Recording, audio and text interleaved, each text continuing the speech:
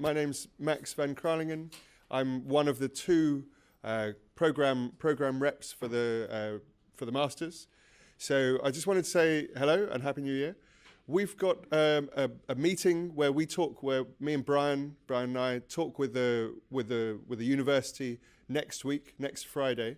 So if you've got any issues with the Masters, if you've had any issues that you haven't been able to resolve by speaking to staff, then by all means you can send Brian or I a message. You can get hold of us either on the Facebook group, which I hope you know about by now, or you can go to Moodle, and then at the top of the page there's a little roll down thing where you can see your representatives, and Brian and I are on there, and you can just send us a mail. All right? Okay, thanks very much. Good. Okay, so this is Unit 3 now. Okay, so we're starting to build up the picture of our crypto and really where it all fits in together. So the lab today is a little bit challenging. You're typically spending about 4 to 5 hours on the lab. If you get stuck at any point, then just move on, but then ask the questions. There's some key principles that you need to understand that we want you to. There are some other things that allow you to build up your own skills. So try to kind of balance. We do have questions that you need to answer yourself when we get to the test. So certainly have a look at the questions that were provided on the webpage to make sure that you understand the type of question that we'll ask at MSc level. So just because you can run Hashcat really well doesn't mean that you'll be able to pass an MSc question. It can be a little bit tough, but there's no yes or no answer, and there's no definite answer. There's a bit of debating in there. But when we get onto that, we'll be able to spend a bit more time. So the Slack channel's there, so everybody should have the link for it. If you're not on the Slack channel, then please join it. It's not so important just now, but obviously when it comes to exam time and coursework, it's a really good place to ask me. I might struggle to reply to emails at any given time, so the Slack channel is a good place just to kind of post a little question, especially out of hours and so on. And if you have anything to share about conference events that are coming up, or workshops and things like that, then the Slack channel is a great place for that to happen. Okay, so for today we're going to look at some hashing, and then in the lab we're going to develop our kind of practical skills in this area. So we'll look at the basic types that are there, why they exist, what their strengths are, and so on, so that we understand the weaknesses, why we don't use MD5, why we don't use SHA-1, why we might use SHA-256, why we might use SHA-3. So we need to understand the basic principles behind the methods that we have. Then we'll look at important concepts, so it's back again. So in symmetric key encryption, we looked at the IV, the nonce, the salt value. I've used them together, and basically it's something that adds randomization to our ciphering process. Then we'll look at collisions and the importance of understanding when a collision can occur. I can assure you that every single hashing method has a collision. It just depends how long it will take. In MD5, you can produce a collision probably on your Apple Watch with the processing power on there. With SHA-1, it took Google 1.5 years to produce a single collision on SHA-1, and you can imagine the computing resources that Google has at their command, and they did it for a PDF document, 2 PDF documents. They ended up with the same hash signature. So SHA-1 has a bad name in the industry just now. You will find nobody uses SHA-1. So the latest research shows that nobody has a SHA-1 certificate on their site anymore. So we've migrated because we know that is in danger. With crypto, you'll find there's a at danger list and all the crypto methods that you really need to migrate away from. And elliptic curve and RSAs we'll find out are on the endangered list when quantum computers come along. So you've got to understand how you move from your existing systems towards future ones. And then the new ones like SHA-3, it's, you could have the whole history of the planet and never create a collision ever. So there are methods around that are more optimized for, and we're moving into an IoT world. So a lot of the crypto we've created was created for desktops and complex machines. The future is towards devices that have no batteries, that are powering up from the radio waves that you shine on them. They get enough power to power themselves up and blast something back, passive RFID tags. So more and more we need methods that are optimized for IoT and what's called lightweight crypto. Lightweight crypto tries to minimize the amount of processing, the amount of battery drain, and the amount of memory that's actually used. So that's collisions, and then we'll look at the wonderful world of Windows hashes, and we'll find it's a disaster area, basically, and that you should never really trust Windows hashes at all. So we'll look at the LM and the NTLM hashes and see in the lab today how secure those ones are. From there we'll look at the basic benchmarks for hashing. So luckily Hashcat gives us a basic benchmark. So on our platform with our GPUs, say, you can determine the hash rate that you can get. Then you've got to compute how much money your adversary has got to spend on this and how many hashes they could crack. So it's a cost. When it comes down to it, if it's going to cost me the amount of energy to boil all the planets boil all the oceans on the planet, then to crack one hash, I'm not going to be able to afford that. If it costs me the amount of energy to boil a teaspoon of water, then that might be worth it.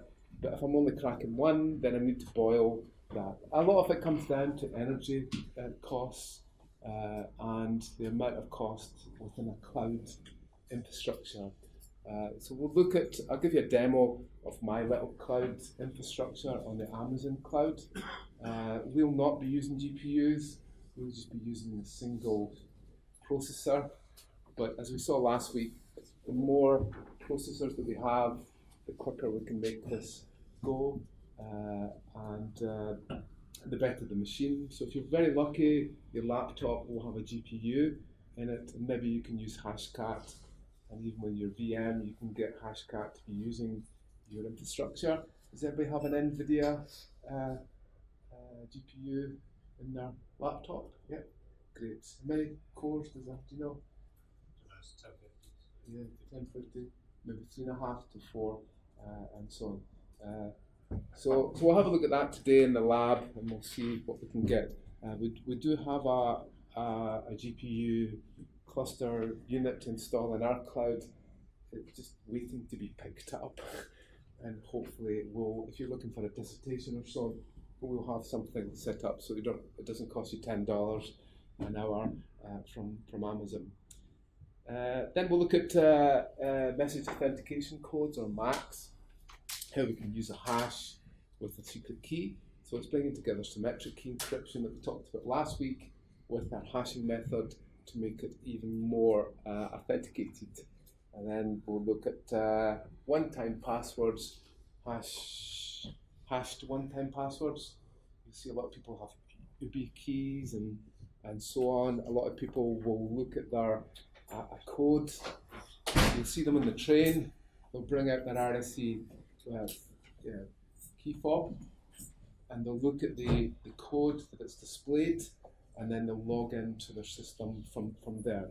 So more and more systems are using a one-time password approach, and it might be timed, so you can only use it for 1 minute and then it goes, or it might be that you can only know the next hashed value, password, if you've initially known the original seed of the password. Then I'll give you a demo. I promise I'll hopefully give you a demo of Hashcat running on a GPU infrastructure, and then we'll do a little test again. Okay, so that's where we are here, I think, week 3. Okay, so try and keep up with the labs if you can, and to look at the little tutorial questions. Not to do them all just now, you've got to leave some back for your studies, but at least look at the tutorial questions that I've asked and posed you as part of the unit. Next week, asymmetric, it should start to all make sense, hopefully, from there. Does anybody have any questions about where we're going, what we're doing, and when things happen at any given time? Good. Okay, so every week I'll bring this diagram back again, and every week we should have another little bit of the picture filled in. So last week we looked at AES, block cipher, and we also looked at Cha-Cha, a stream cipher. There's a very good chance that what you're using when you connect to your systems is Cha-Cha. So don't think it's AES, AES is fine. Does anybody know the big announcement this week that happened from NIST? This kind of went offline for a while because of various reasons. What was it? Because of this problem. Oh, that's right, yeah. That's not the question I'm asking. Yeah, we could go into the politics of it, but we won't. So this was down for a while, and a lot of other government sites, and the SSL certificates didn't get updated and all that kind of stuff. But what, did anybody see the announcement that happened? Well, there's the short list, I think of about 28 or 29 post-quantum crypto methods are now going to evaluation. I think it's round 2. So these are the crypto methods that if RSA and elliptic curve get cracked by quantum computers, these will be the new methods that will replace them for things like digital signing. So I think through this round, they're now looking at performance impact, and by the autumn time, they'll have run all their tests, and then they'll have a short list of the ones that they want to go forward. So NIST defined AES, and NIST also defined SHA-3 in there. Okay, so we looked at encoding. In a couple of weeks, we'll look at key exchange. It's typically Diffie-Hellman, elliptic curve Diffie-Hellman. The connection you're making to the native corporate network is probably elliptic curve Diffie-Hellman. At home, you have a horrible methods of connecting. So I don't know if you know about it, but the method that you use in your home corporate Wi-Fi router is shockingly bad. The 3-way handshake can be easily cracked. Although it's using bcrypt, it can be easily cracked if the person has used a weak password on the router. So everybody knows this, and everybody knows that WPA2 has a big fundamental problem. So WPA3 has been pushed now, and WPA3 has a proper key handshaking that isn't quite what you would get in a corporate network, elliptic curve Diffie-Hellman, but it's a big improvement on that. So today we'll look at hashing, MACs, and it's SHA-1, SHA-2, SHA-256, HMAC, MD5. Please say if I'm using acronyms too much. They all mean something, and I couldn't care less if you know what they actually stand for. What's more important is that you know the method behind them. So there'll be a lot of acronyms outlined. Next week we'll look at public key encryption, and especially into RSA and an elliptic curve, and see how we can create our signing. And Bob can prove his identity, to Alice with his public and his private key. And eventually we'll go on to look at how we can use trust infrastructures to make sure that Bob can trust Alice. So that's the roadmap of what we're looking at, and hopefully it will all make some sense. So first we'll look at the basic hashing methods. So really a hash signature is there to make sure that we can take any amount of data and produce a single hashed value to prove that data. So the data itself can be one bit of data, or it could be a whole corporate network, or it could be the whole of the internet. No matter what we run through it, it will produce the same fixed length hash signature, which means that we're limited in the number of hash signatures that we have. If we have a 128-bit hash signature, we can only have 2 to the power of 128 signatures for virtually every amount of data that you might have in there. So in this way, we can prove that our data is still the same data that we have. So it provides us with integrity, and one of the most widely used methods in the past has been the 128-bit MD5 signature. And as I find it's weak. So we take our data and we convert into base 64 or into hex, and we change one character and it completely changes the hash signature. The best defined hashing method, change one bit and all the bits will change on the output. It's not quite the case in these early ones. They have flaws in their method. In the newest ones like SHA-3, they are really well designed, and just one change of a bit from a 0 to a 1 and one of the outputs, and all of the bits will change in some sort of way. The last thing you want is for one bit to go in and for a couple of bits not to be changing, and it could be possible to infer something from there. So that's our formats. So the number of hex characters in there for your MD5 signature, 128 bits. How many characters do we have? Try and get this one embedded into your head. Was it? No. For hex.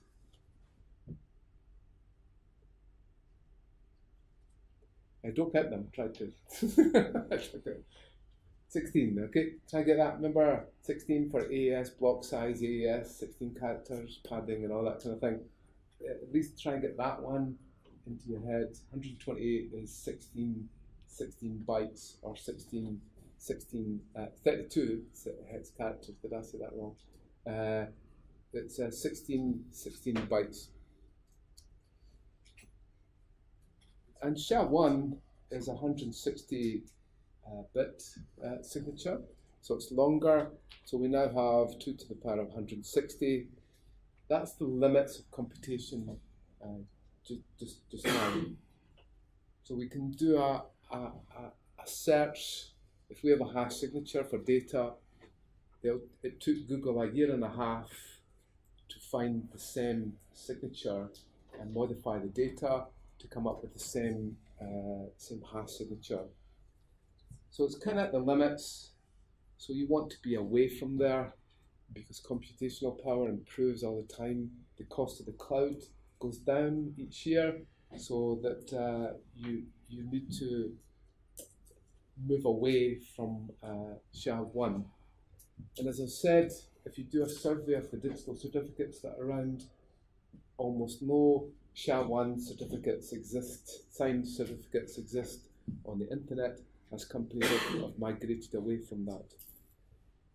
So we change one character, then it should hopefully change the whole of the signature that you have. So, and it includes all the hidden characters and so on. It can also include an end of file character, new line characters that you don't see. So it's not just your plain text. It treats every character as a byte, and it couldn't care less if it's printable or not.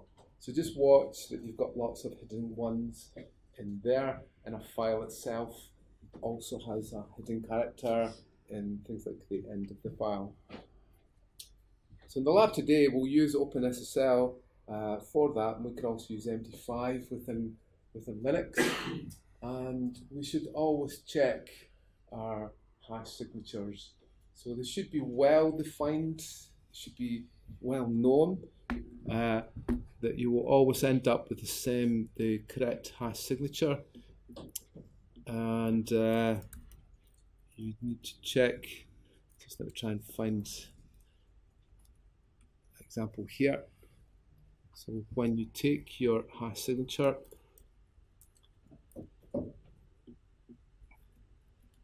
try and find code. Crypto.js. Okay, if you need to check, I've set up a little page here. So this is using JavaScript in the browser. It should work on your phone quite happily. There's no back-end code going on here at all. I'd like to have this as for your project, but you should find that whenever we hash the word hello, it should always give you this hex and this base 64 signature from there. If I change it to a lowercase hello, then we'll get a different hash. If we use our different sizes of hash, then you can see here, there's SHA-512, gives you a massive hash signature. But every hashing method which implements those ones in yellow there should always give you the same output unless you use salt. So only when you add salt will that hash change. If there's no salt, then it should always give you the same value. And what about no data? Do you think that will give me a signature? Yeah, it's just null. That'll give me its own signature, hopefully. Let's try and get my page to work there. And so even no data and nulls are characters.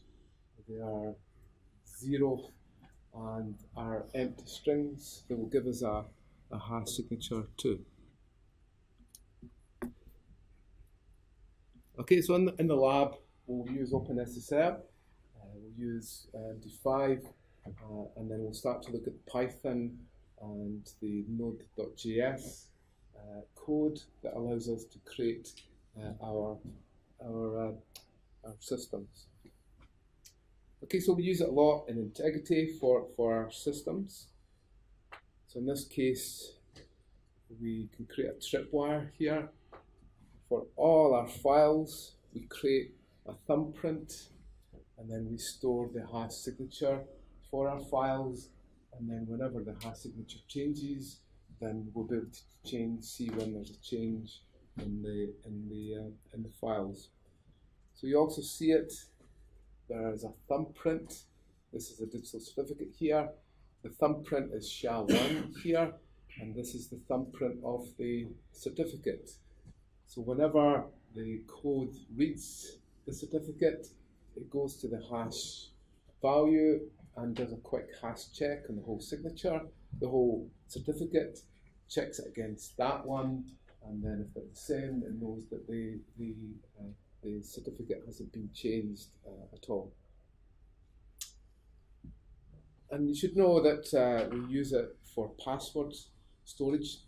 So the original Windows passwords used MD4, which was even before MD5, and we create a hashed value for our password.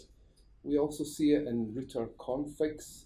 So this is our Cisco config, and this is horrible. So if you ever see that, or if you ever go into a company and you see a piece of config like that, then tell them to stop.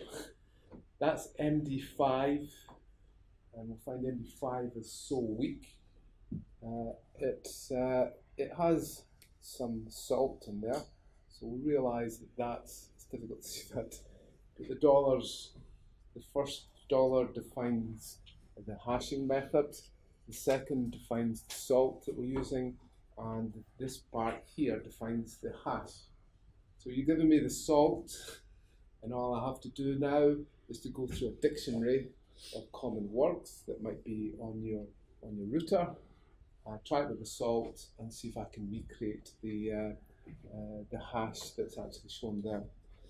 Okay, so please tell your companies to use proper encryption for their configs, because these files can appear on TFTP sites. So often your configuration is stored somewhere else, and if someone gets access to that site, then it might be possible for them to discover the password that you've used. And there's nothing worse than a router config error or routing changes and so on. There has been cases of people leaving companies and crashing the whole of the network infrastructure. A disgruntled sysadmin is one of the most difficult things to cope with. So if somebody can take over your network, can get in and change configs, then you can be in big trouble. Okay, so one way that we can do this is that we can create a rainbow table. So with the rainbow table, the two ways is with a rainbow table or with a dictionary. So with the rainbow table, we have pre-computed values that we just download, and it will show us the hash. So that hardly ever works these days, as we'll find, because most of the time we're using salt. So a download of a rainbow table doesn't do you any good if it's a salted hash value. The more common way is that we take a dictionary, such as the ones that are widely available, and then to go through each word with the salt and recompute the hashed value until you find the one that actually works. And as we'll see, we can get gigahashes per second or terahashes per second.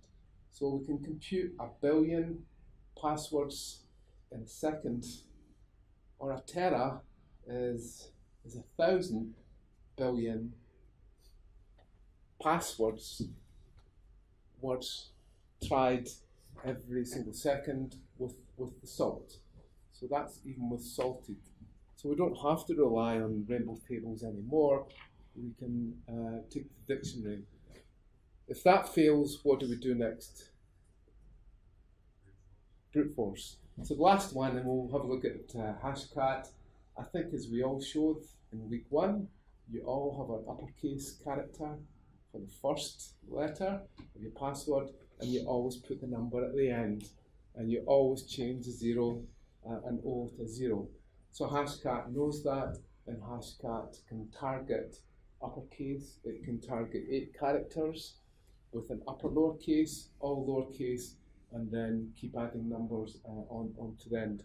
So something that looks as if it's difficult to compute, actually when you get down to it with Hashcat and the way that people are with their passwords and not using passphrases, then we end up with that.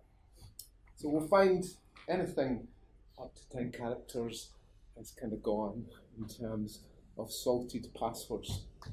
And I'll show you the way that we get around this later by using other hashing methods such as bcrypt, script, and does anybody know the other one? It's a kind of strange acronym. PBKDFS2.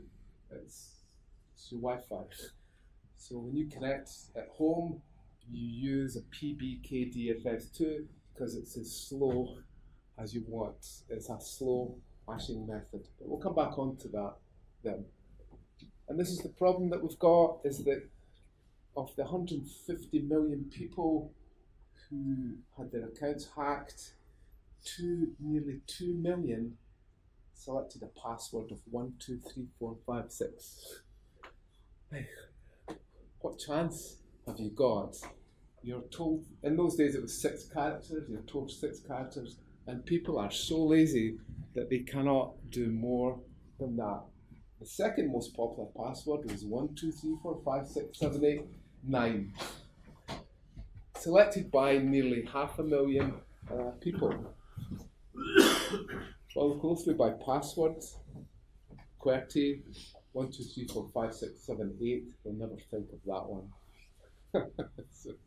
honestly, that and the Photoshop and 111 and 123 123. I mean, really, you've got to look at the level, and probably if you run an entropy check on some of these, it comes up really good, because the entropy for 111 doesn't look good, but the entropy for 1, 2, 3, 4, 5, 6, 7, 8, 9 looks actually pretty good, because at least they're all changing all the time, and all the characters are different.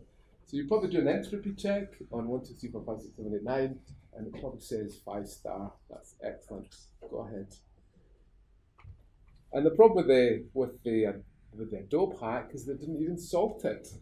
So once you've cracked that, which should take about 1 nanosecond, it's probably one of the first ones that you try, then he had cracked all of the 2 million accounts.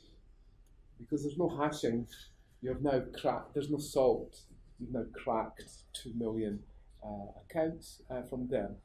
And we've all seen the I've Been Pawned site that actually has all the passwords that have been used in the past from the breaches. And then what you get is a jump off. You get a jump off that if somebody has used their password for LinkedIn and it's breached, and they use the same password for all of their accounts, then somebody can actually jump between the accounts and compromise. And a lot of the times you have one ID that resets everything. I thought it was really interesting. I used Google. I changed my password in Google, and on my Android device, when I logged in to the browser again, on my Android device, it says look at your phone now. My Android device, it says, do you authorize this, yes or no? And that's the way that security should be in an out-of-band method.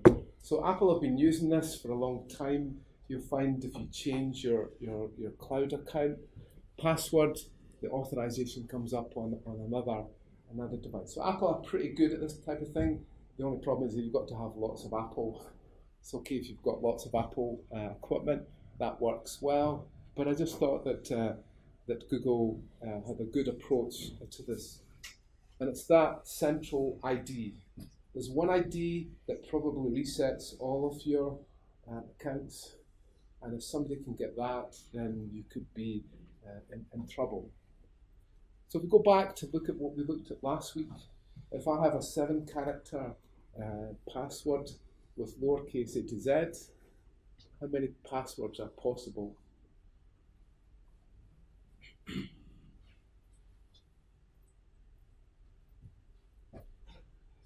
Seven-character password, lowercase letters. How would you calculate that? 73 seconds. Was it? 73 seconds. No. 26 to the power 7. Yeah. Okay. 26 to the power 7. 26 times 26 times 26 times 26 and so on. Okay, so we have 26 to the power of 7. We'll just do a quick calculation as to what that is with our Python. So it's 26 to the power of 7. Okay, so that's the number of passwords that we have. So if we crack each one of those, say that we have like 1 billion, that's that value, 13 seconds. And that's every single hashed value. That's the maximum time for upper and lowercase. Doesn't matter if it's Z, little a, big B, A, and so on. So it takes 13 seconds for a 1 gig cracker, that's not that fast, and you can buy that for a few pence an hour. It's not that much. If we went up to eight characters, it's 377 seconds to crack the whole of the space. So even if we took it to 10 characters, all lowercase, to calculate that out, but it's probably not that much to do a full brute force on the whole of the hashed space. And the problem is that we've got so many hashes that we can use, but we collapse that by only picking a certain amount of passwords to generate those hashes. So it's back to this key entropy idea again. So upper and lowercase, it's actually got a big Z there, upper and lowercase. And many passwords will we have for 7 characters? 52 to the power of 7. So we'll see how that affects our values. So we're now, so that should have been 26, sorry. That's 56. And we'll make it 7 characters, and we'll see how long it will take for one. So it's improved it greatly there, but it's still within hours. So upper lowercase 7 characters is actually pretty easy to crack, and we'll see later that even that isn't that's a fairly slow cracker. Okay, so we define, and then we can increase the number of characters that we have and see how many. But this is no guarantee. This is calculating the worst case scenario of us having to brute force our hashed values. So the methods that we have can be split into 2 main regions. There's the really fast ones. They are optimized for speed, for the footprint, and there's the really slow ones.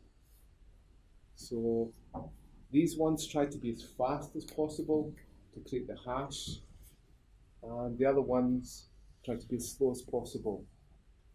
So which is the best one for security?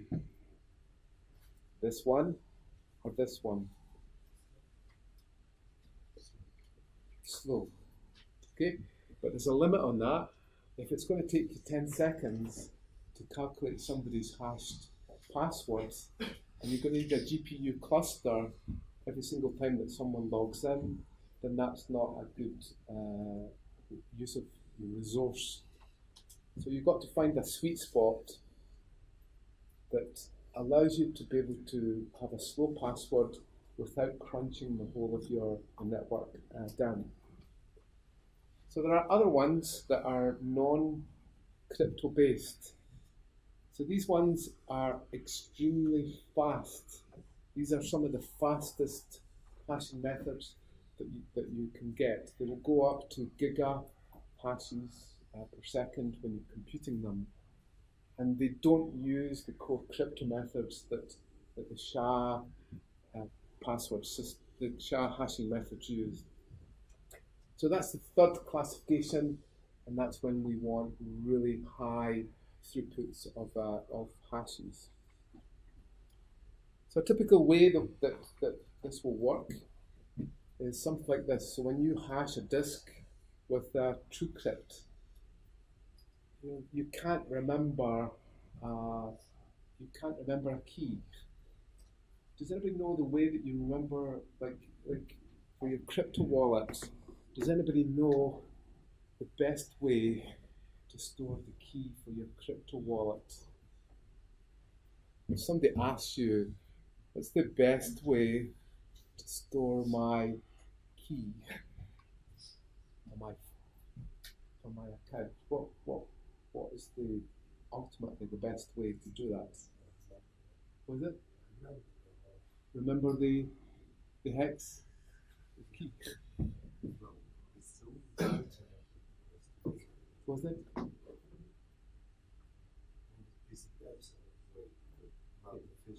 Yeah. So there is a core way that you get 12 phrases: forest, banana, coconut, and you write them on a piece of paper and you put them in a safe. And then you delete your wallet, delete your key. Every minute that you have a wallet online, you're in danger. It's a standard thing for people to scan for. Also, if you were to lose your wallet, you're stuffed. As we'll find out, there's only one thing in your wallet, and that's a private key. So if you lose your phone or your phone gets corrupted, you've lost all your cryptocurrency. So the first thing you should do, unless you have a little hardware key thing that you can put your key onto, is that you should write down, I think it's 12 phrases. Those 12 phrases allow you to rebuild the key as they are. But normally we would have a password. So we have a password that will unlock our disk.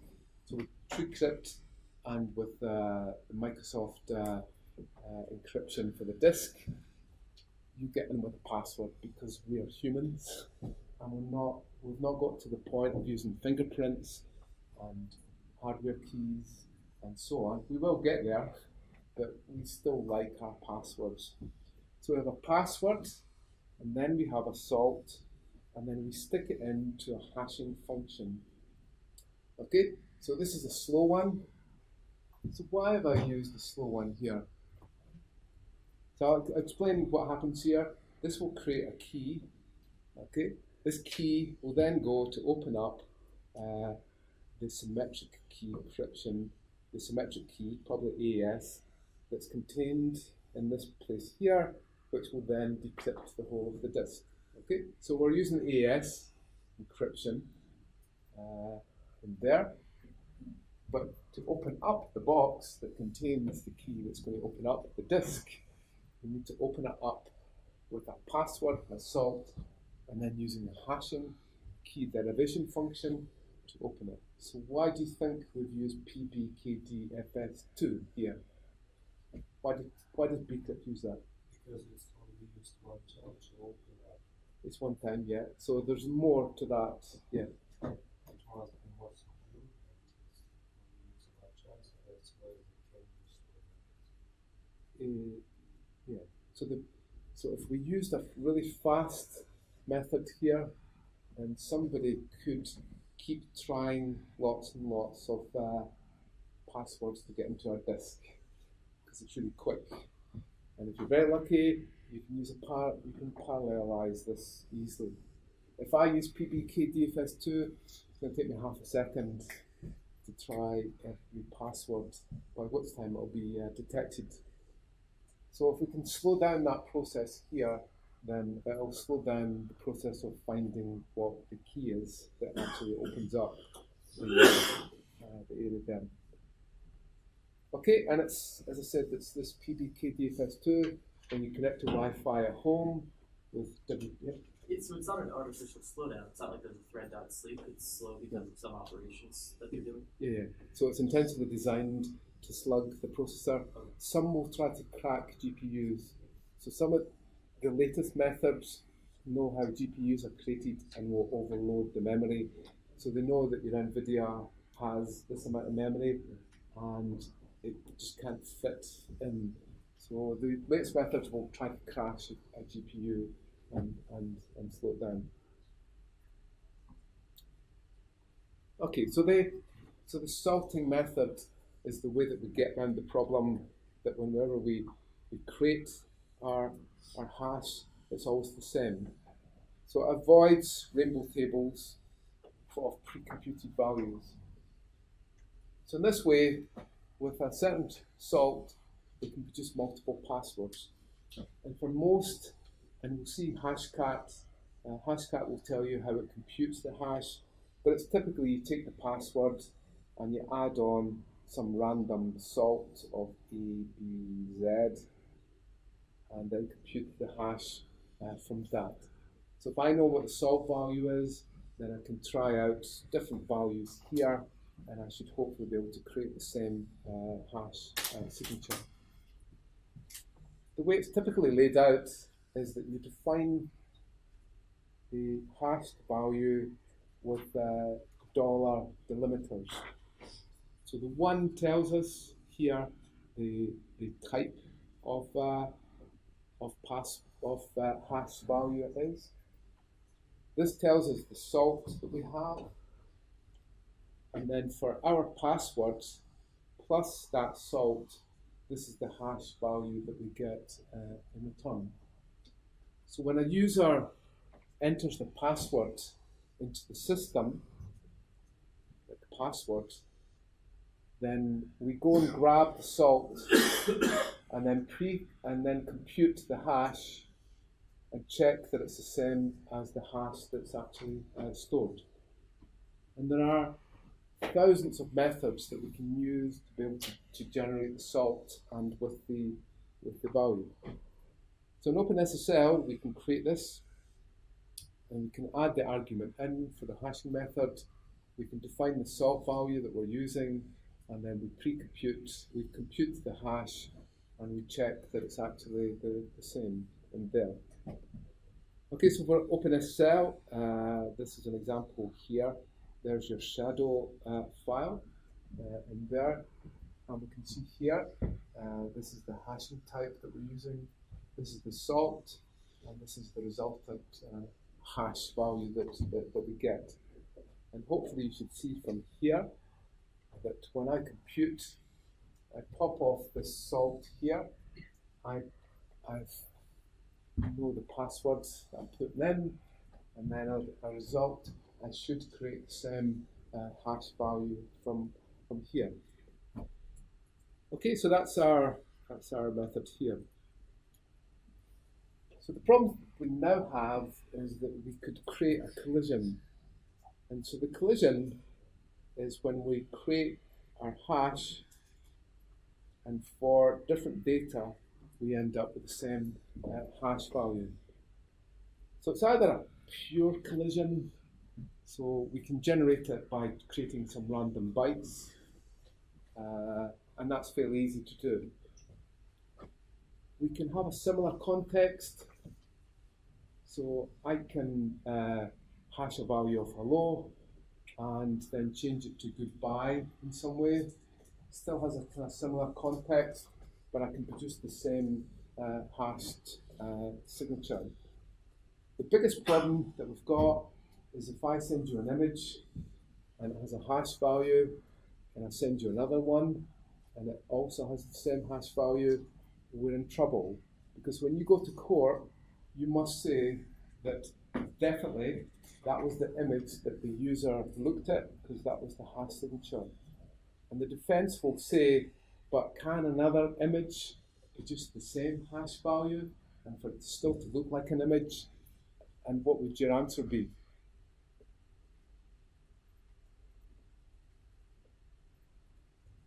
Are you saying something? What would your answer be? So if you're in court, and this could happen to you, it's happened to me, and it's been really difficult to defend this. So you go in front of a court, and you have an image there, and the defense says, well, can you be certain that so all you got the hash value of what they looked at, can you be certain that they didn't look at another image that gives the same hash value? What would your answer be? No, they did.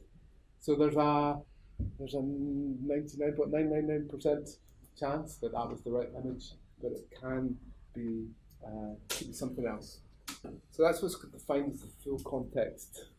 Basically, you can produce, just like Google produced 2 PDF documents that were signed with the same SHA-1, took them a year and a half to do it. I can it takes all the credibility away from SHA-1. The biggest problem is that a lot of the police databases are still running off MD5 and so on.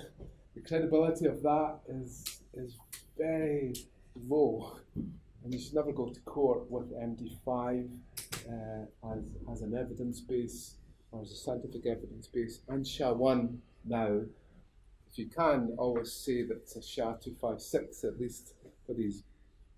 So it's a set probability now. So it's shown that you can produce a SHA-1 collision just by taking random data. You could probably do in your laptop now, very quickly produce a hash and do some random data, and you'll very quickly produce the same hash again for that. To produce a full context takes 1.5 years on the Google clouds and to be engineered, so it's still there. So there are some methods that are shown to be weak. So this is an example of MD5. If I just change a few characters, a few bytes, hex values, it's been shown to show the same. And I've got an online demo of this if you want to try it. But you can see there's a flaw in MD5 that allows you, just by flipping a few bits, to produce the same hash value and does produce your collision. And then it kind of happens. So Matt sat on the Google Cloud, on a Google Cloud GPU cluster. He took 2 images, James Brown and Barry White, and he stuffed bytes, JPEGs and these GIF files. You can stuff bytes into them and make them bigger and bigger, and they don't care. It still views the same. So he basically just randomly, it's called the birthday attack. And the birthday attack is, I think I've got a 50% chance of getting this to work, okay? Does anybody want to put any money? Put some money up for this one. A £5. Anybody? Don't bet against the professor. £5. No, you put your hand up. Okay, £5. Okay. Anybody else want to put a bet? I'm with sticky grant here. Okay. I must admit, because it might not work. Okay. So the birthday attack is that an example of it is, I think there'll be 2 people here with the same birthday, same day of the year. Okay, I may be wrong. I think I've got a 50-50 chance. I can show you the computation. So who was born in January? Okay. What? 20. Money. That was the best I've ever done for that. You're both 20? No, 25th. Oh, what am I? 25th. 25th and 20th. Oh, no. It's February. Sorry, it's not finished yet. It's not finished. February? 15th? 27th. 27th. Okay. March? 6th? 12th. 2nd. April? Well, you don't know the one born in April. Okay. Very good. May? 12th. First. You do know I'm data mining you all. Sorry, when we get to May? June? 7th? 14th? 20th? Anyone? July? Was it?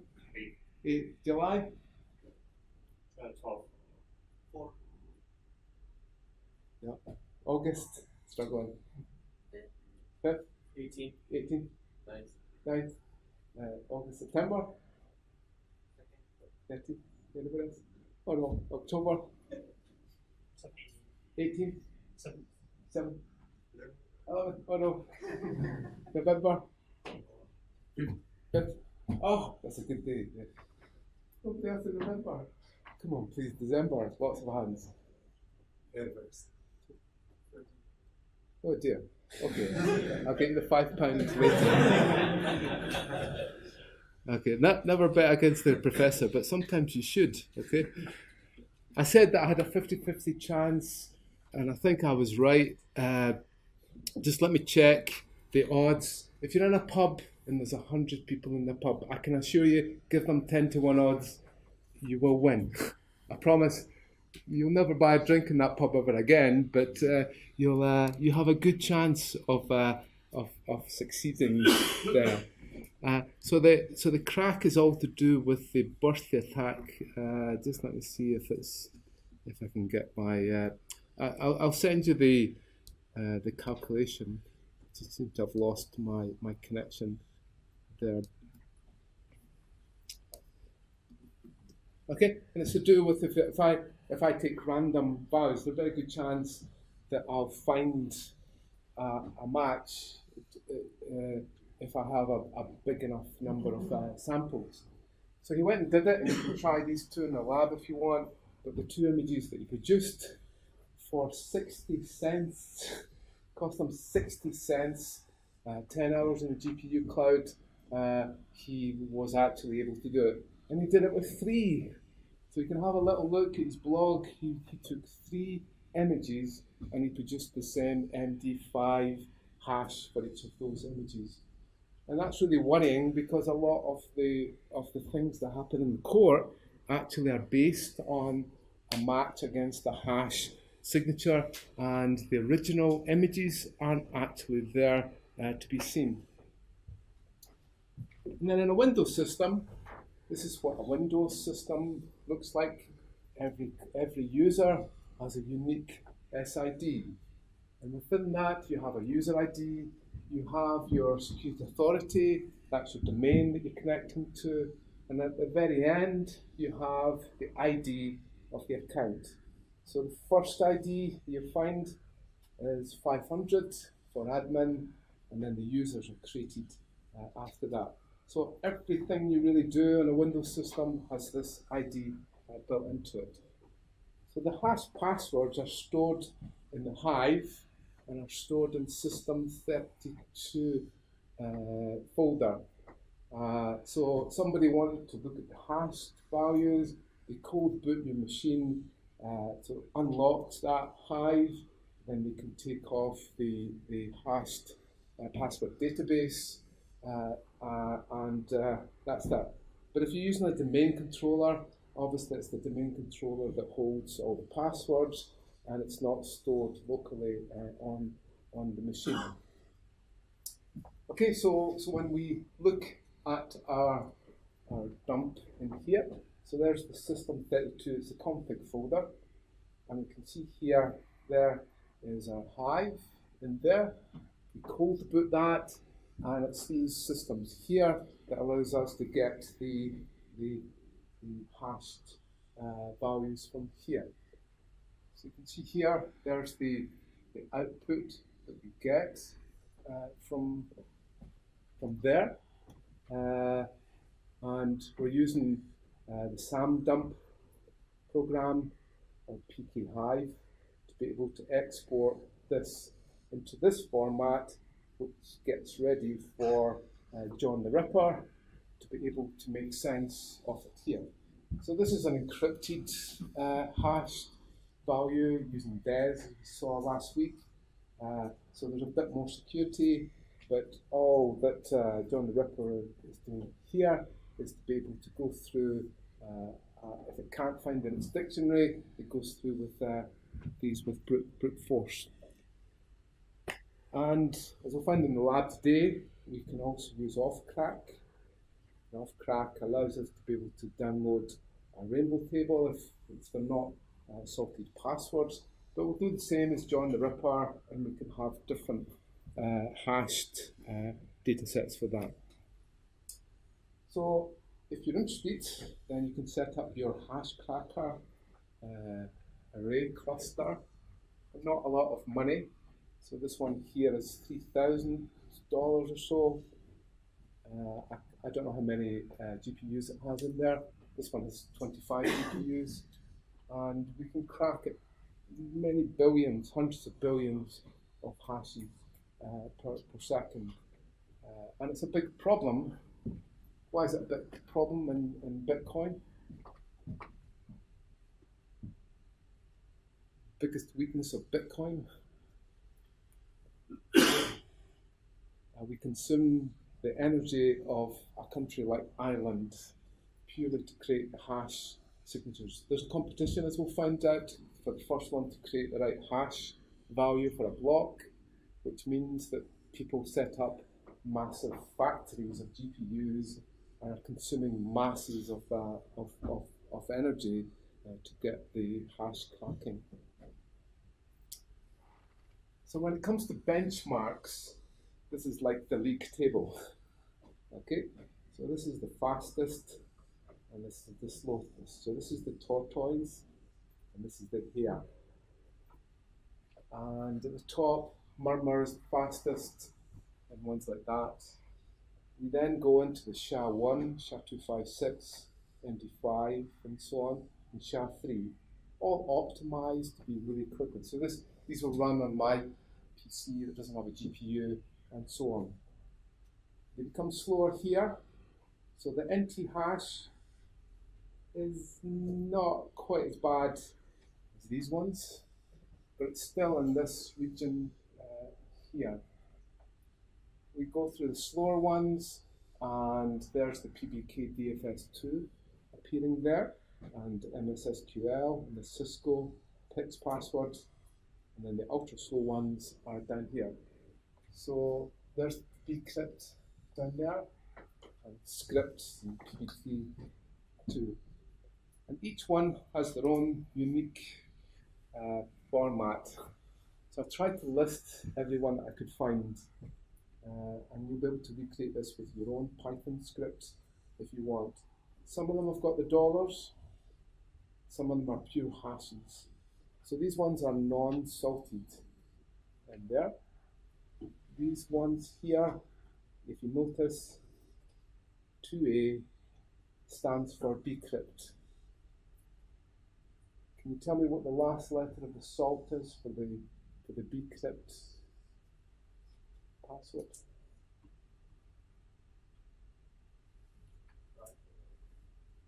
Okay, so we're up to, try and find where we are. Bcrypt, we've got hash value. So 5 is the number of rounds that we have. So the way that the slow ones work is the hash, hash, hash, hash. Again, every time we go round, it's a double. It takes double the time. So it will typically take twice the amount of time. So we need to know the amount of times that we need to hash the value for it to actually work. So the 5 there allows you to be able to see what the rounds are. Okay, so that's the hash values, and hopefully we'll be able to do that in the lab today. So the other type that we have is a HMAC. So HMAC uses a hash, but it adds in a key. So it's almost like encryption plus a hash value. So only by knowing the secret key can we check the HMAC value. So if I take a message and then hash it with MD5 and then encrypt it with a shared key, I create an HMAC value. On the other side takes the shared key, takes the HMAC, so it takes the message and recomputes to see if it gets the same HMAC. What advantage does that have over just hashing it?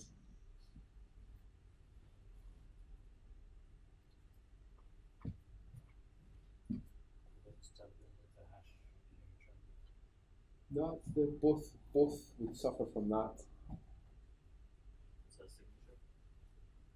Kind of like a signature, was it? Yeah. So if Bob connects to Alice, and then Eve comes along and hijacks the connection, then Eve can quite happily create the hash for that, but Eve doesn't have the key that we've negotiated initially, so she can't sign the data that we have. So before we go to break, I'll cover one-time passwords. So one-time passwords are a much better solution to passwords. So you'll see people with their RSA key fob, and they'll be looking at the code to allow them to log into, say, a cloud system. So if you take a a random value. Let's say we'll start with QWERTY. And now I hash it, hash that value, and hash that value. So if I present this value to you, then I prove that I know the original seed. It's impossible for anybody to know what this value is without knowing the original seed of the first hash. So it's possible for us to pre-compute a whole lot of sequenced values as a counter, and then only the person who knows the original seed of the value can actually compute that value. So if we have a look at an example from here, see our one-time password.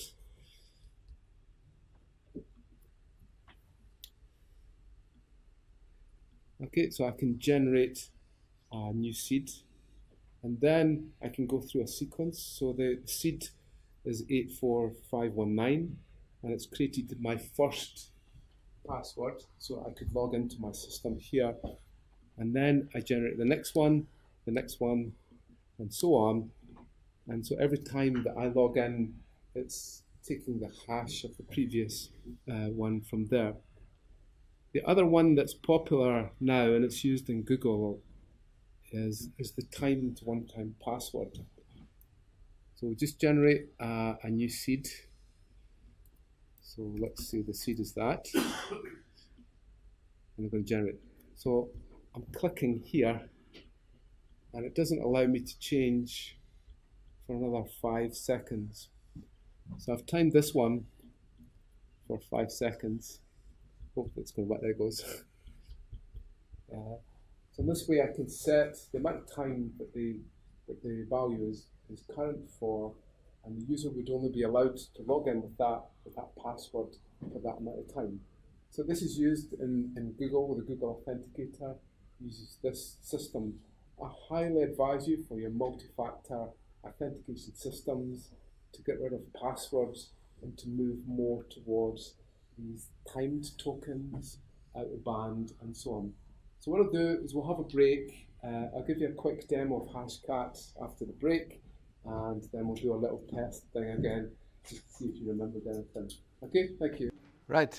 Okay, so we'll make a little start. So I'm going to give you a brief background. So in the lab today, we'll be looking at various hashes and trying to crack them with different methods. If you're very lucky, you might be able to create a little script that would allow you to be able to input a hash and then try and reverse it. So I'll give you a quick overview of Hashcat. It's the principles of the hashing that really is the key thing here. So you've probably used this in other modules too, but we'll use that in the lab to be able to take hash values and see if we can actually find the original password using the salt in there. So we can create dictionaries, we can create brute force, and we can also define the rules. So rules are change change an O to 0. Dictionary attacks is to point it towards a dictionary with our salt, and then to compute. Hopefully, Hashcat will be able to determine what the hash value method that we're using, or we could use brute force type attacks on them. Okay, so the key thing we want to look is at here, where we define the hashing method.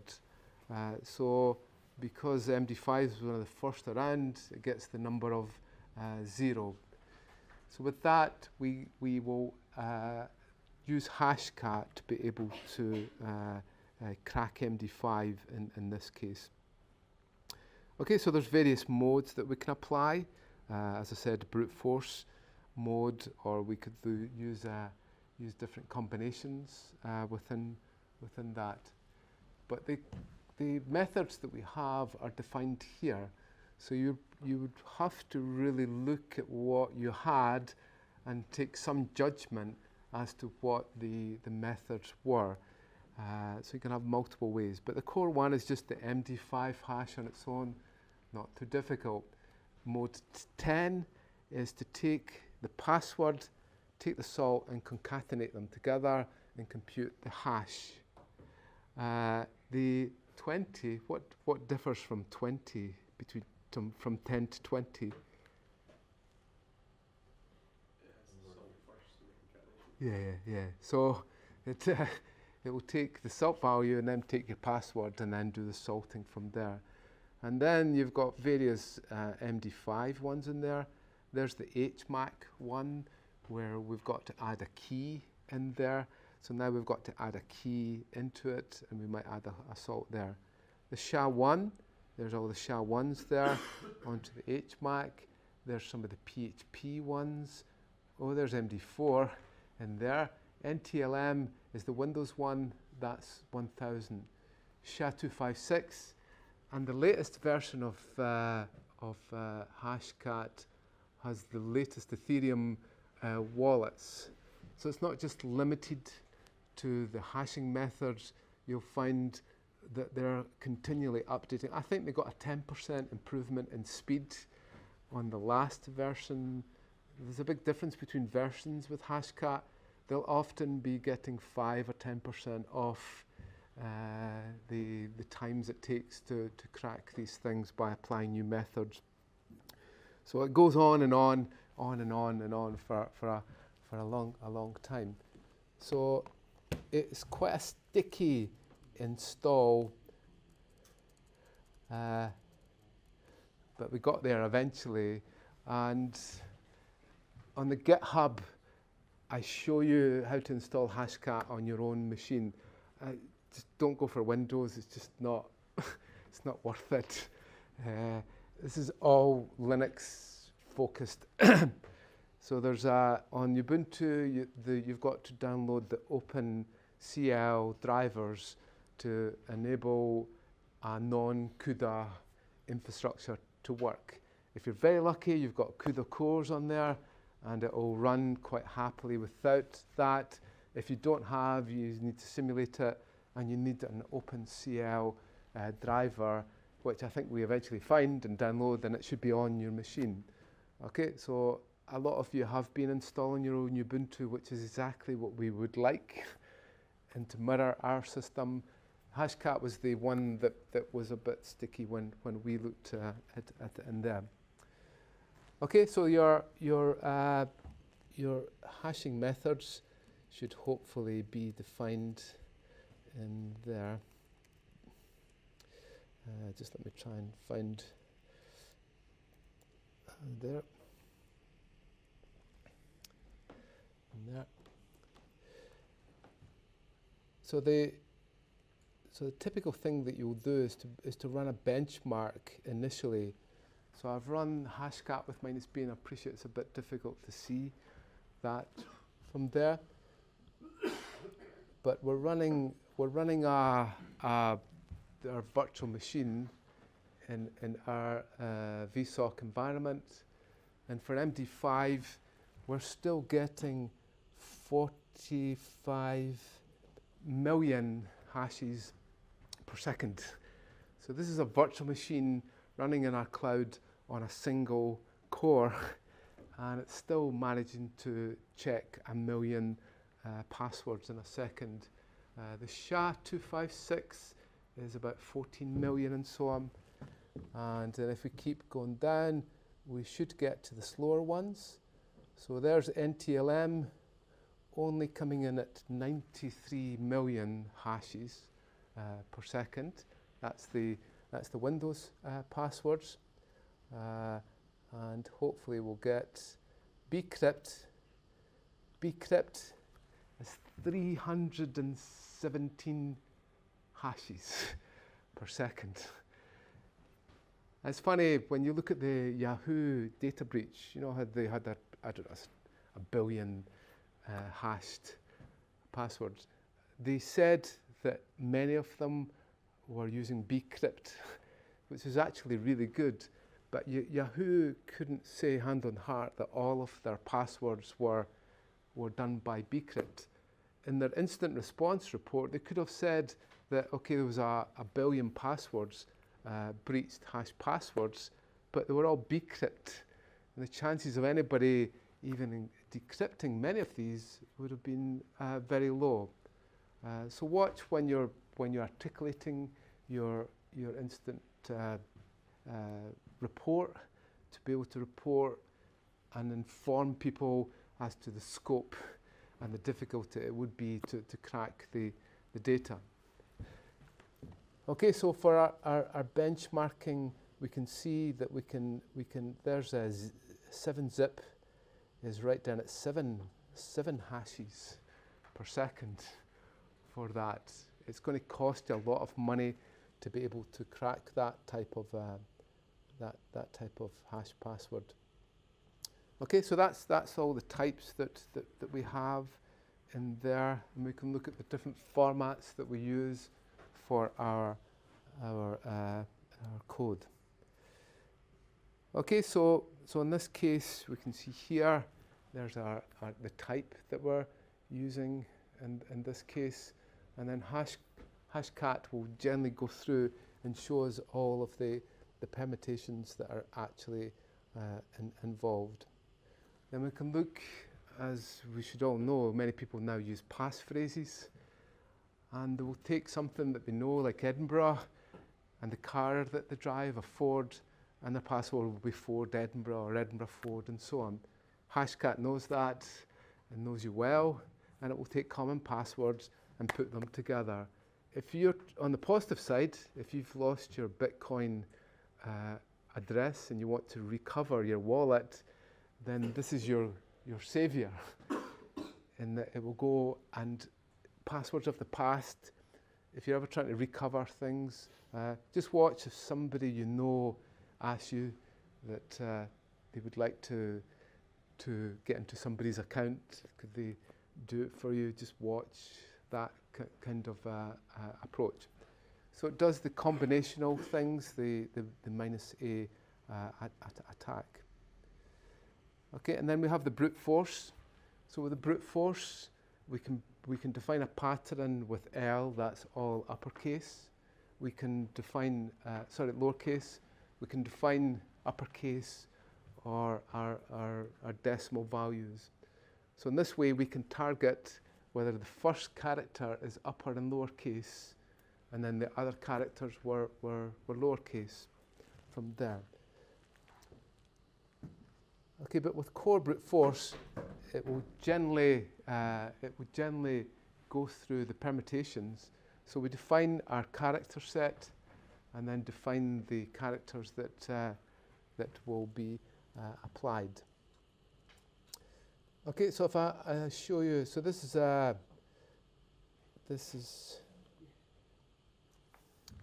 I don't know if it's easier to see this with the lights out from there. You can have a little sleep. Does that cause problems for your recording? So this is $10 per hour on the GPU cloud. So there's been a few times after demos that I've left it on, okay, and you wake up the next day and you see that you've got a few $100s taken from, it's cost a few $100s. So if you are using this GPU cluster in the Amazon cloud, make sure you switch it off after you've finished what you're actually doing. Okay, so this is, I think, within a couple of hours. So this is just me demoing it over a couple of hours, and it's quite shocking what you see from the analysis. Okay, so this is me logging into my cloud account here, and so here I list my NVIDIA setup. Hopefully that's going to come through. Just with my little thing. And we can see that I've got 8 Tesla K80 GPUs in there. So there you can see the memory. Each of them So that's what they look like. They are big devices. Does anybody have that GPU, if they're lucky enough? Maybe in your PlayStation or something like that. Nearly 5,000 cores, dual GPU, 2.9 teraflops. These are real meaty devices. That's what they look like. And our rack-mounted unit is massive and it's very heavy. It's about a 4U, and I think we can get 8 GPUs, and it will take a lot of electricity to run it. Okay, so so I then go and show a few examples. I can send you this video from here, but I've taken a few examples. So on the first one, I just removed the cache. So you've got to remove your pot file for Hashcat, or it remembers your previous hashing before. So if you want to start from scratch, you add that again. Okay, so I think the first command there, if I can get it to work. So this is costing me money when it's actually running. Let's get that to work. Okay, so it's just giving me some idea about my GPUs. You might have some different ones. I've got each one is the same. They're using the OpenCL CUDA cores. If you're buying a machine, then make sure it has CUDA cores, and if you can, get the NVIDIA ones. I know that AMD actually have one on the market now, and there's it there. Okay, so it's just going through a quick check, a quick benchmark as to the hacking. So what do you think? For MD5, what would be your guess? Let's give it away. It's 38.5 giga hashes per second. 38 billion hashes tried. That covers, it would probably cover most of your passwords here, and certainly a large part. In a single second, it can look at 38 billion hashes. So the days of the rainbow tables, not required. You can take the salt and you can do a full brute force with that kind of speed.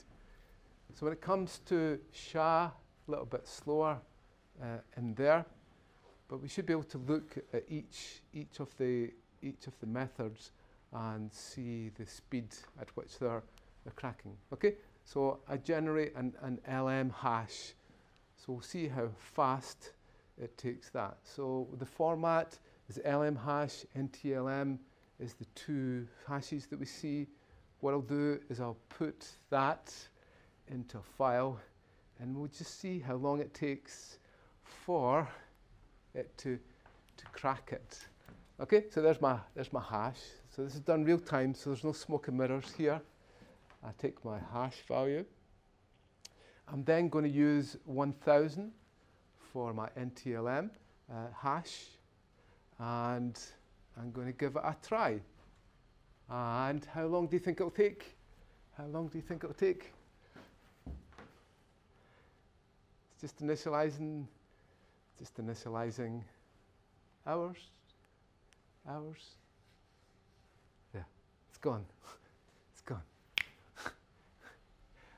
I only needed 1 GPU, and I hardly did it. So it took, how long can everybody see how long it took there?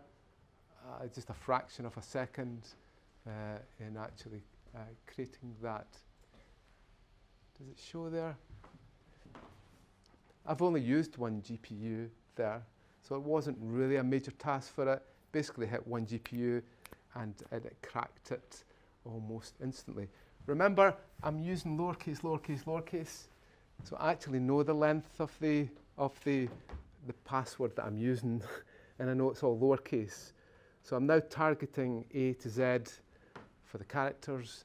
So I'm not even entertaining upper and lowercase for that.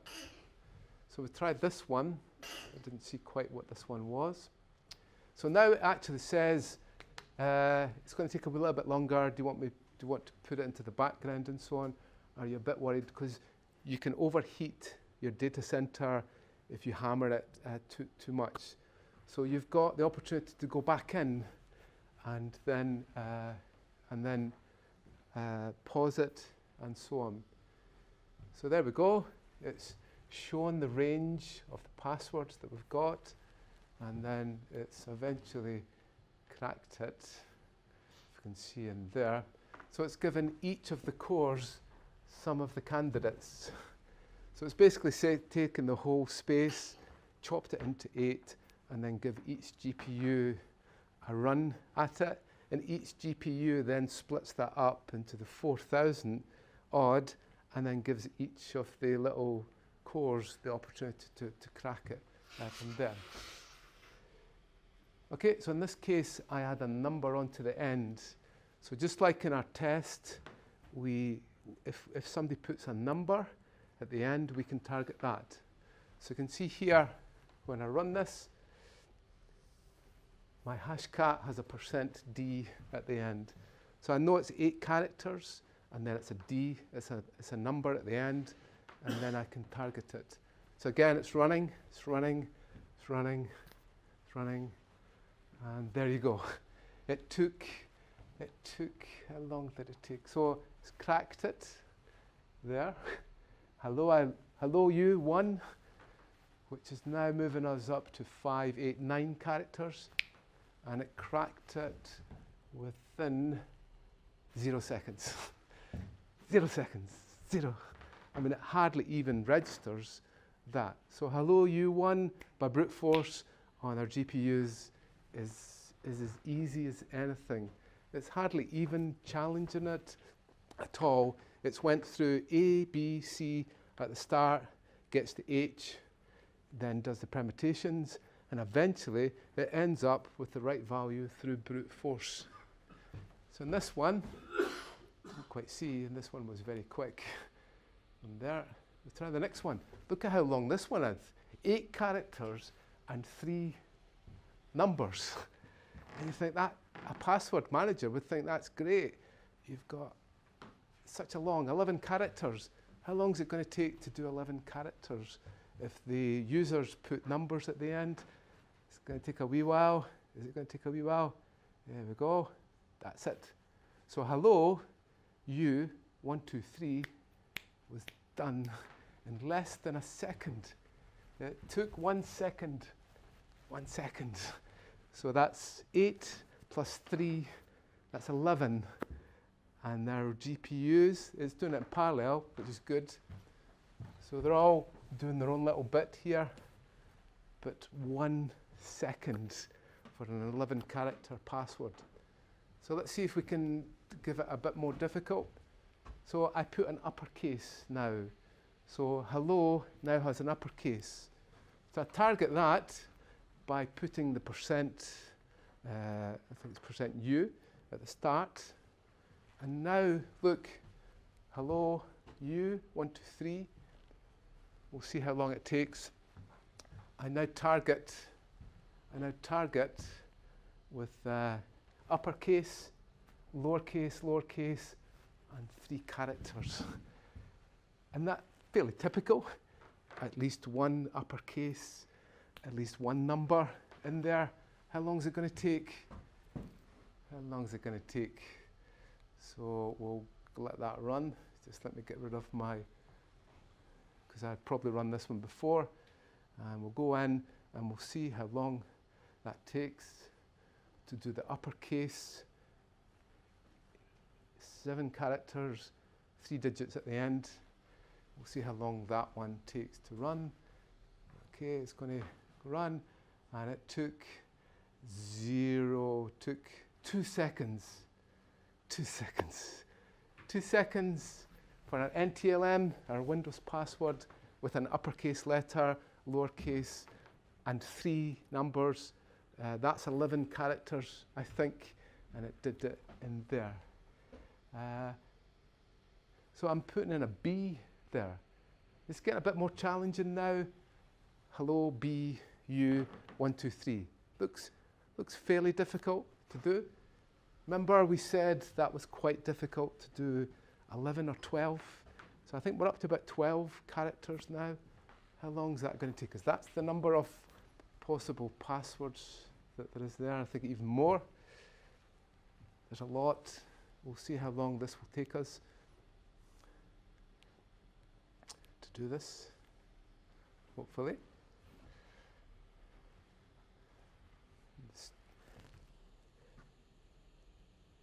Let's see if we get this to run.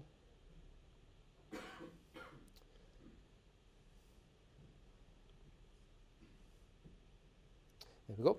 Okay. So I've hashed hello BU 1, 2, 3. Okay, that looks really difficult. It's not going to come from a dictionary at all. From there, we'll see how long that takes from there. It's an A. It's an A for our uppercase, then lowercase, 3 characters at the end. We're definitely moving up to 1. That's 5, 6, 7, 8, 9. We'll make that uppercase to make it even more difficult. And go and put 1, 2, 3 at the end. No, maybe not. Just doing that one. So that's 5, 6, 7, 8, 9. 9 characters from there. And we'll see if we can get that one to work. So just paste it into a file for our NTLM.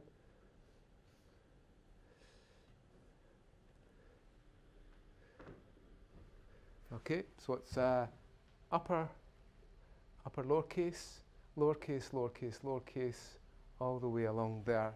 And this is our 9. So this is where we thought it was getting really difficult to crack it.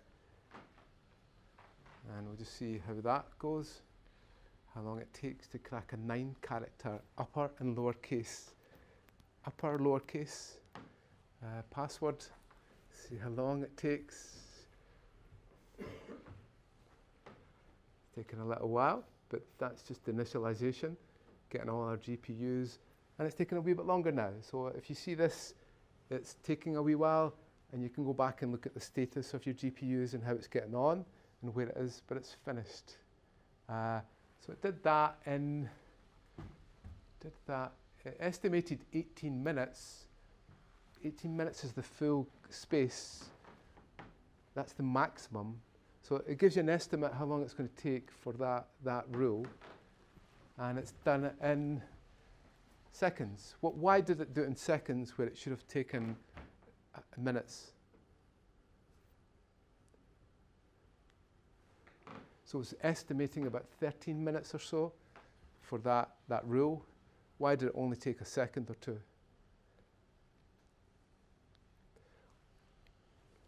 Because it found it before it got Yeah. So it found H, and it kind of got it from there. So it didn't have to search the full of the full space. And you just this costs $8. It probably costs even less now. I could have rented a 16 GPU in the cloud for a little bit more from Amazon. If you have got some money to spend, I know you probably don't have a lot of money to spend, but if you can cobble together some money, then sometimes you could actually go and have a look at that. Okay, so we should get the opportunity, hopefully in the lab today, to do that. So get your phones out. We'll do our little test. Sorry for having to put the light on again. We'll have a look at some hashing just to see. I'll send you that video, and you can try it out yourself.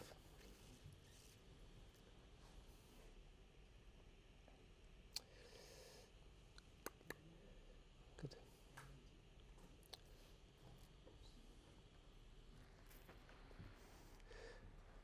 Okay, it should come up in a little minute again, hopefully. It's going to log in. Let me log in.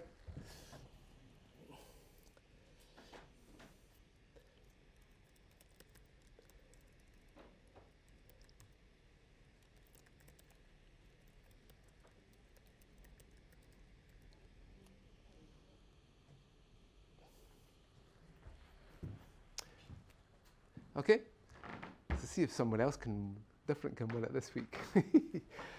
Okay, so get connected. So we've got seven people. So if you connect, and you can connect them from a laptop or from your phone. T-shirt in it for you. Oh, good.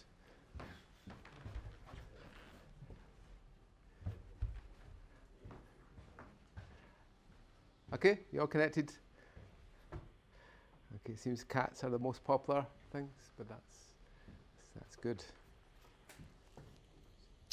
Right then, so is everybody connected that wants to be connected? All there? 98, 41, 65. That. Okay, so first I'll go and give yourself a name again. Doesn't have to be the same one as last week.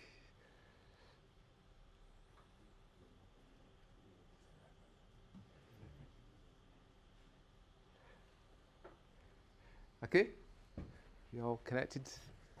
Good. So wrong answer gives 0 points. The faster you do it, the more points that you get, and so on. I hate to put pressure on you, but here we go again. Like the frog. Frog looks good. Okay, first question. This should be quite easy, this first one. Which is not a symmetric key method?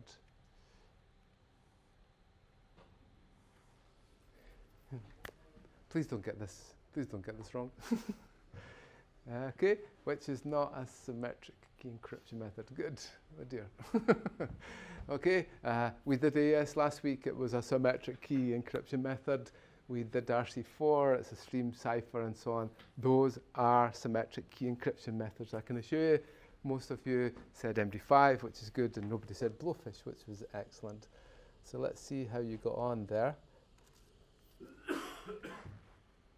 It looks like Jamie is top there.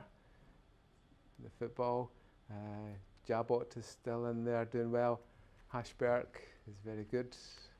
Mango Juice. And Bibbies. Who's yours? Yeah. Bibbies, is it? Bibbies. Clive is new. This is quite good. Okay, second question. So get ready. So this one, which is not a hashing method. Which is not a hashing method. MD5, SHA-1, SHA-256, NTLM, PBKDFS2, or SHA-NTLM. Oh, the demo I just gave you there, that was, see, you were sleeping while the lights were off. Having a good snooze. It's okay, the YouTube video is available all over the weekend that you can put yourself to sleep to it.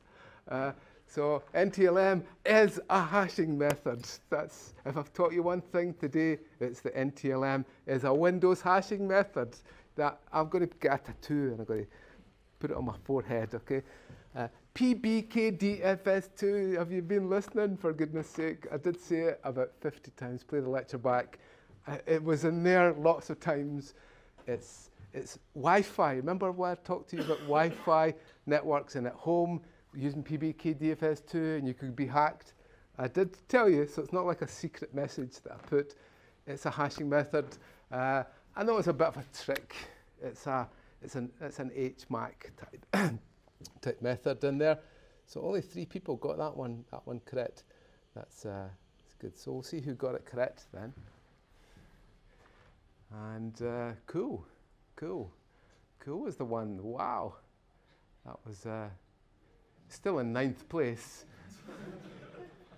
That wasn't fair. And Jamie, top, Max, Jabot, Clive, St Elmo, DPA, and still in there. Babies not doing so well. Mango Juice sounds good. So we'll try another one.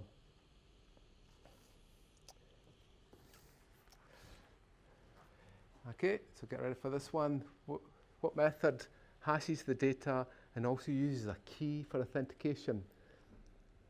HMAC, MD5, SHA-1, SHA-256, AES, bcrypt.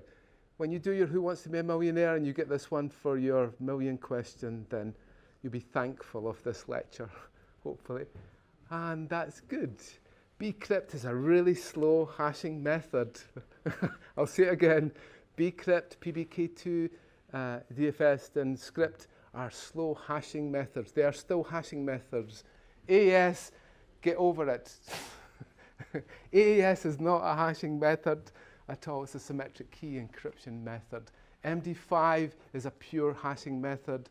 Only HMAC produces a hash and signed by a key.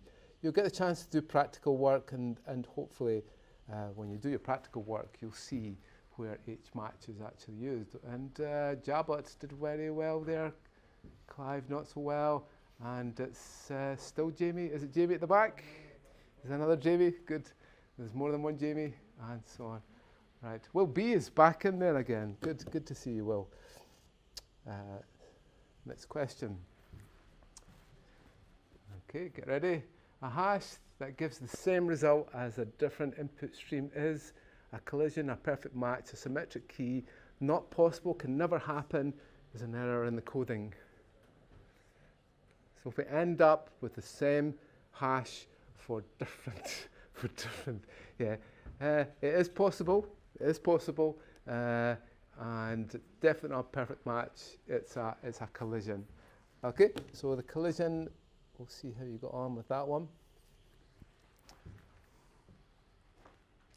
That's cool, and Max and Will B did very well there, and so on. And it's still Jamie in there. Will B was the fastest for the second time, so my money's on him or her.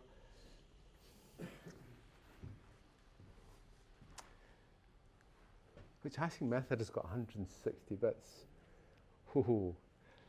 MD5, SHA-1, SHA-256, SHA-384, SHA-5112. 160 bits. SHA-1, yeah. MD5 has how many bits? No, how many? 128. SHA-256 gives it away, doesn't it? 256. And okay. So that gives you a clue as to how many bits it's got in there. 160 bits is SHA-1.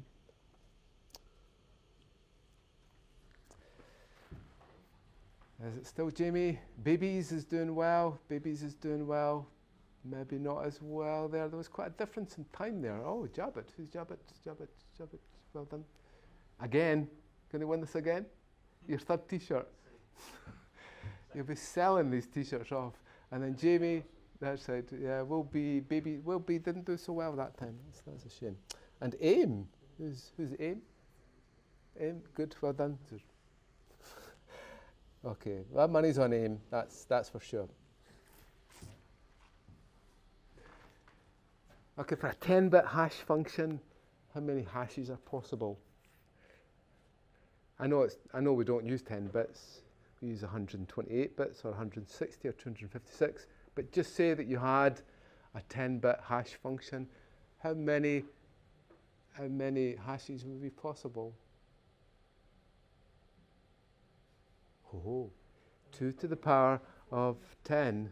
2 times 2 times 2 times 2 times 2. Try to remember 2 to the 10, 2 to the 20 is another one. 2 to the 20 is a million, roughly. 2 to the 32 is 4 billion. Do you remember? Try to remember a few of them and see if you can estimate. So I caught a few out there. So my money's on AIM. No, it's not. Hashberg. Hashberg is a good name for this lecture. That's very good. And still Jabot in there. It's not changing that much. Come on. If you're not appearing there, I want you to appear there. AIM isn't doing so well. Will B did well there, and so on. Okay, for the next one, How many hex characters will an MD5 hash password have? Hopefully I've put this in right. Yeah. 16, 24, 32, 48, 64, or 128. Just trying to think myself. Yeah, I see the answer there, and I just hope that I've put it in right. That's 32, okay? 16 bytes, 128. Stick that in your head and keep it there, because it's kind of important. Keep that thought of 128, 16, say it 100 times tonight. If it's hex characters, it's double that, it's 32, okay? It's definitely not 128, that's for sure. If you ever appear in court and they ask you this, don't say 128, okay? They'll tell you to leave the witness stand. Okay, so that's that. We'll see how we got on there. Oh, cool. Cool's doing well. Jabber's still doing well. Jamie didn't do very well there. Rather slow. Jamie's fallen. That's really bad. Jabbet, St. Elmo. Who's St. Elmo? Who's St. Elmo? No, you're not going to give that one away. If you win the T-shirt, you'll have to define yourself. Who's DPA? You're doing well. You're kind of quiet. You just biding your time. Just whack. Get the difficult one. And Jamie is in 4th place. It's really disappointing. And Hashberg is kind of. We've got Miko Deo hyphen. Who's that? Is that a hash? Is that some sort of hash value or something like that? Okay. So we're nearly there. I'm having problems with the internet connection, but hopefully we'll get there. That doesn't look good, does it? My internet connection is kind of gone.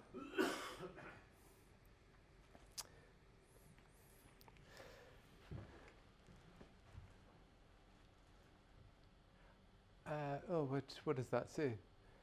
If you add salt to a hash password, it makes it impossible to crack, makes it resistant to rainbow table attacks, or makes it more difficult to check password. Oh, it was instant. So it makes it more resistant. What happened there? Did you all vote before I even got it up on the screen? Is that what happened there? Okay, it becomes more resistant. It's definitely not that it's. Okay, Miko Deo did well there. Still Jabbat was the fastest, St. Elmo, and so on. So there's another question. I'm sorry about this. You'll be glad to get to the lab. I'll tell you, that's for sure. Okay. If you lose salt for your hashed passwords, what will happen? You'll have to recompute with different salt values. It will be impossible to recover the password. I should never store the salt with the password. Got to recompute. It's going to be not nice because you have to go through all the passwords again, but you can still recover it. The question seems to be appearing there. And Wartooth did well there. Wartooth is doing very well, but Jabot is still way out in the lead there. If I use a character set of A to Z for a 2-character password, what will it, how many, if I use all of those ones for just 2 characters, how many passwords are possible? This is an evil one. This is a good one to end on, I think. 2 characters using 52 plus 62, roughly. 63 characters. Whoa. Wow. That's really impressive. Oh, I'm so sorry. That's the one I would have went for.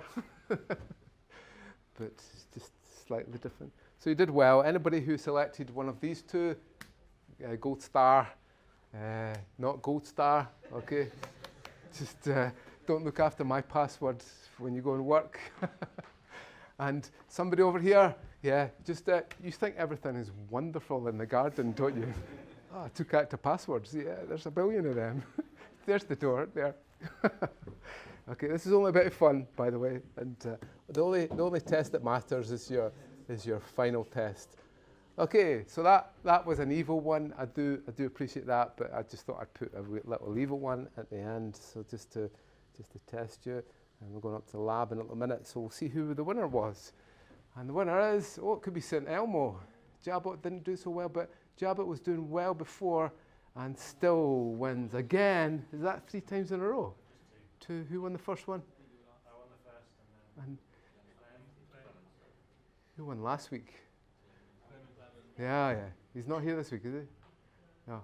Okay, see, there you go. Well done again. Right, does anybody have any questions before we go up to the lab? You grab yourself a coffee. We'll do some hash cracking today. Hopefully, I provided you with a bit of background behind the methods and the tools that we'll be using in other modules. But the core one is to understand how hashing actually works. Okay, thank you.